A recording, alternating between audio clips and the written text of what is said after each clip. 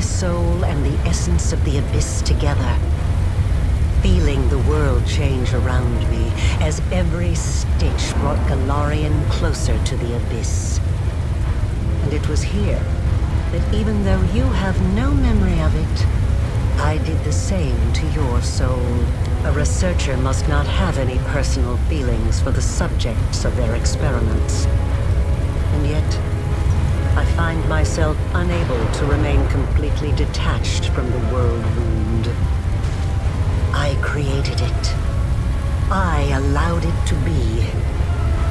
It holds a place in my heart, even if I'm slowly paying for it with my life. A researcher must be particularly resilient in the face of mistakes, incorrect hypotheses, and failed experiments. You are my failed experiment.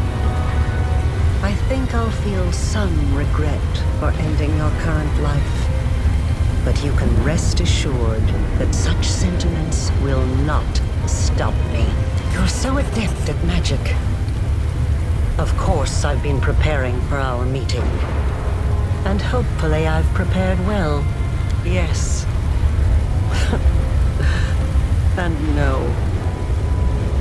Even if I could have brought back my daughter, I wouldn't have stopped at that. I wouldn't have been satisfied. Not after what I'd gone through. Not after the things I'd learned. I wanted to become stronger, and I wished the same for my child. I didn't want to be afraid of anything. It wasn't the dogs of Threshold or even Sarkoris itself that threatened us. It was the laws of a world governed by death, weakness, and separation. That is why I needed the power of the Nihindrian crystals. I did not merely wish to stave off the agony of the wound. I wanted to tear my daughter from the grasp of everything that makes us weak and mortal. You have seen a goddess. You have been face to face with demon lords. Were you awed by their greatness?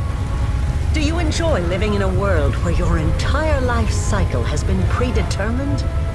Where everything, from your birth to what will happen to your soul after you die, has been decided for you? Or do you find, now that you have experienced the mythic power coursing through your blood, that you prefer to live in a world that you can change? A world that offers you a chance to be anything you want. I also want to make the world a better place. But not for everyone.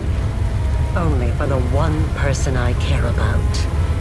When I poured what was left of my daughter's soul into your soul, I was expecting it to bring her back. They say death and the judgment of Pharasma purges the soul of everything it once was in life.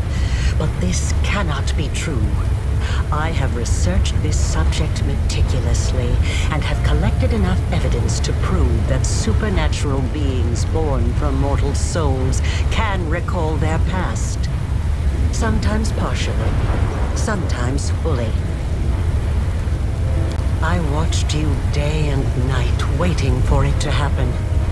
For your memory to awaken, or your instincts at least, for anything familiar, something I could immediately recognize. I tested you. I asked you questions and nothing. Nothing. If a hypothesis is proven wrong, it needs to be rejected. But the research process does not stop there. That is all I can tell you right now. It will kill me eventually, but I still have some time left. Years, or decades perhaps. But it doesn't matter. One of us will die today. The tearing of the soul, followed by a cruel and terrible death. But it will likely be quick, and it's finally time to end all this. Asking me to stop is like asking a river not to flow, or a volcano not to erupt. Death is not the end. I have spent 100 years trying to prove it, and I will not stop now. This experiment was unsuccessful, but that just means I need to adjust the initial conditions and try again. I am still alive. I still have time. You, the current you, will have to die, but only to surrender the soul you share with my daughter. I will start over. This time I will do everything differently. I will work with even greater precision. I will turn the world upside down if I must. I promise. I never thought that I would be responsible for the creation of my most powerful enemy. I've been waiting for you to get distracted, so I can stab you in the back! I would be overjoyed to discover that I am wrong. I tried to hope, even though there was no hope left. But wait, why do you care? Why are you trying to change my mind? A connection. A spiritual kinship. That is so strange. But what makes you think I will listen to your arguments? I have gone too far to turn back. I must walk the path I have chosen. Says you. You think I'm wrong about you? Why? We are not talking about numbers, equations, and magical reactions. This is about the soul. About whether or not you have what I lost. Yes, I remember. I wanted to check, to see for certain if it would awaken your instincts. I was so full of hope that day. Yes, I was disguised as Yaniel. This was our first conversation face to face. I was desperate. I needed to know who you were, to understand what you were. I wanted to find out if there was anything about you I recognized. You did not merely accept the power that was given to you. You mastered it. You passed every trial. I am so proud of you, it's true. Yes. I wanted to see if something would stir within you when you met my daughter's murderer. And when you encountered the one who betrayed me. But it doesn't matter. I asked you questions, you answered them. And I thought I could hear the echoes of the past in your voice. You hungered for knowledge. You desired the truth more than anything else. That's enough. I can see now. It was naive of me to think I could just revive my daughter the way she was before her death. But there is so much of her in you. So much of me. I can't think of you as anything but my child. I have wandered in the dark for so long. But now I finally see clearly. I know how my path must end. The wound still erodes your soul, as it does mine. Let me put an end to my creation. Let me step into the flames and perish, so that I can heal you.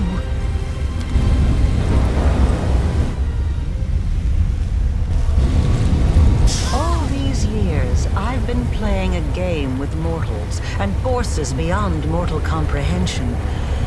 But now I am a pawn in your game. I do not know your next move. I can't even imagine what plan you have in mind. So explain it to me. One step at a time. I see I was right to leave the lexicon in a place where you could find it. Yes, that is correct. We've reached the limits of our power. I did so long ago, and you've realized your full potential only recently. Mythic power cannot be made any stronger.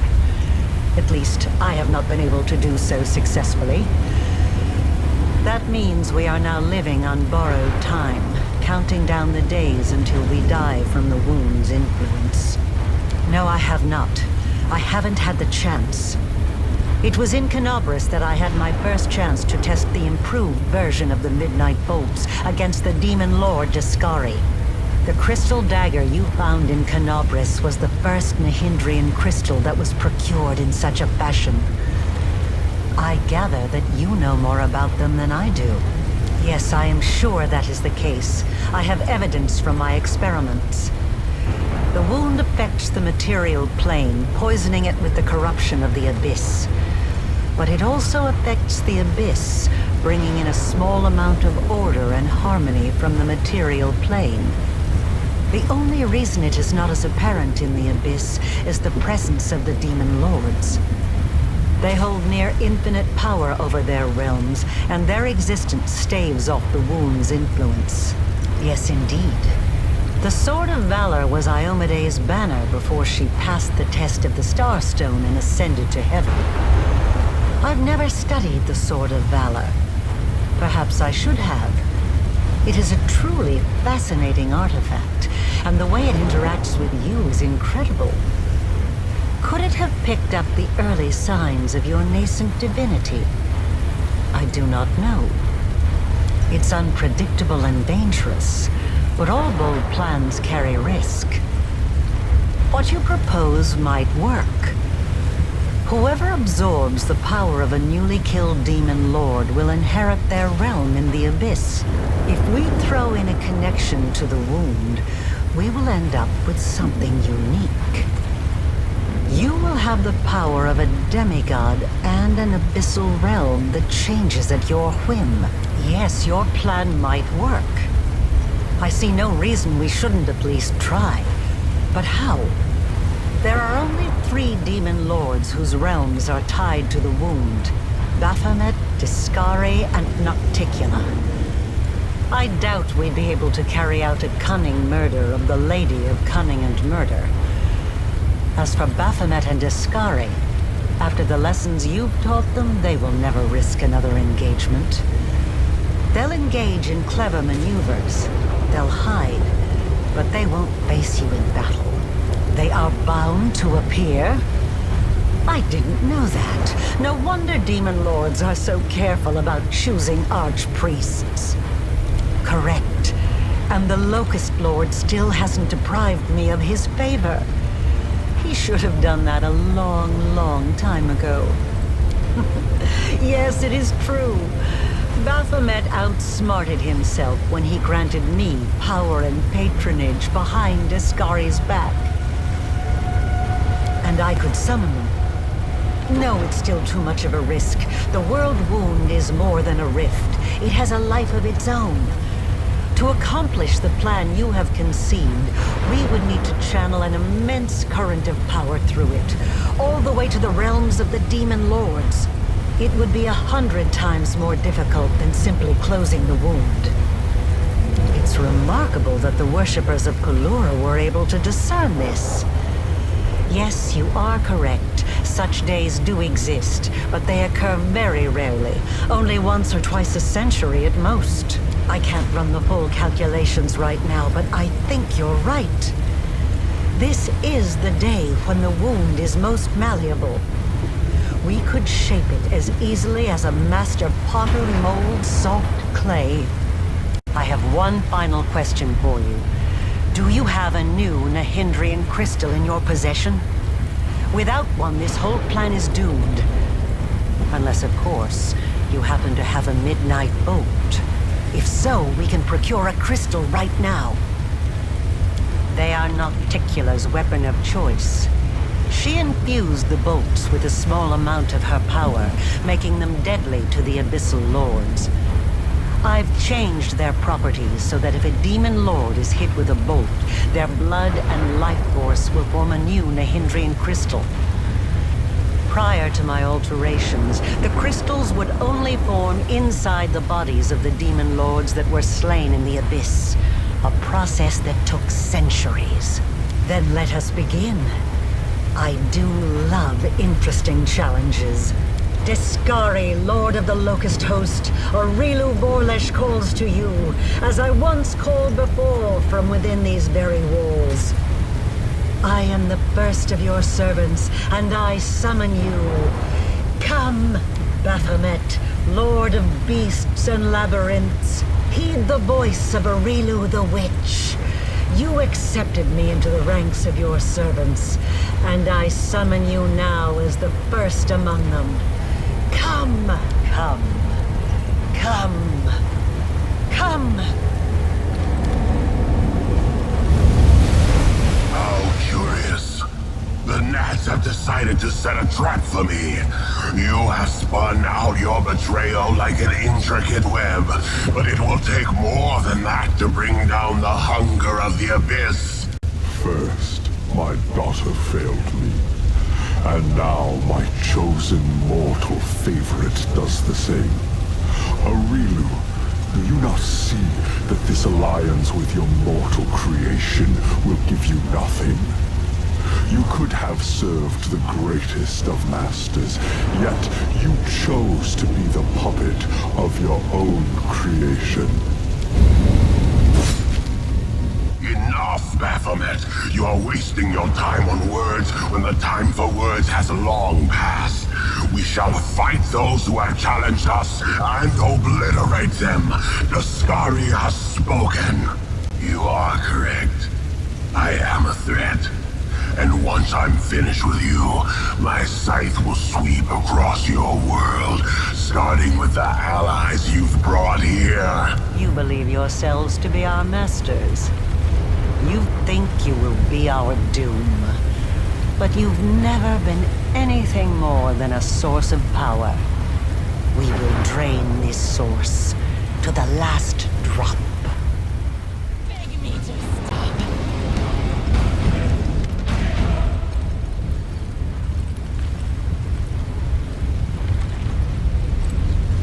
It is done.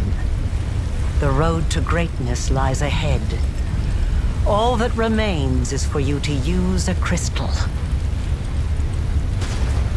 I can only guess. The regular crystals allowed you to impart some of your power to your followers, those whose souls were closely tied to yours.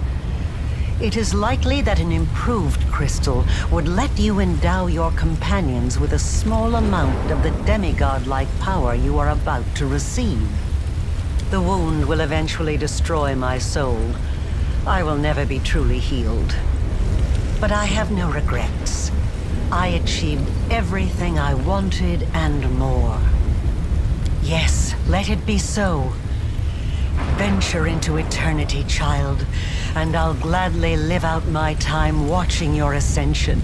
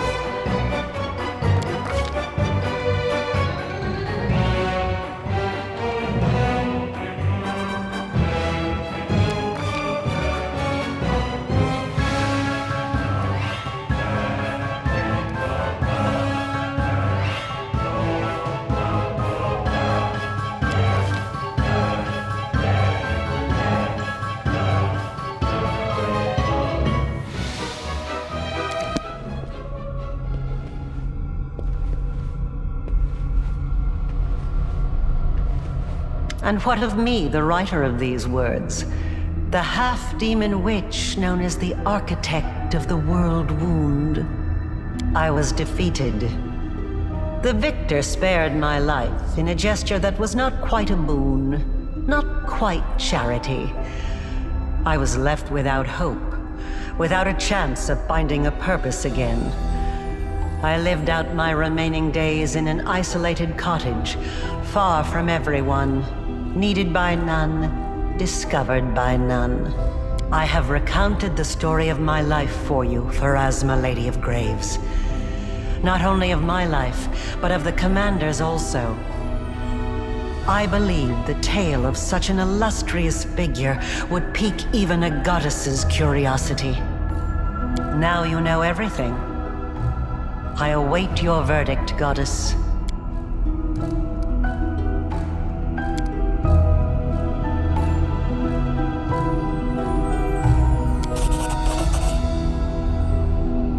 The laws of the universe have existed for millennia. They are incontrovertible, but even they allow the decider of fate some degree of influence over the verdict. You wrought great evil, while it stemmed from the evil that was done to you. Your actions far exceeded it. Your soul is dark, and there is only one place for you in the universe. And yet, the one whom you harmed most of all now appeals to me on your behalf.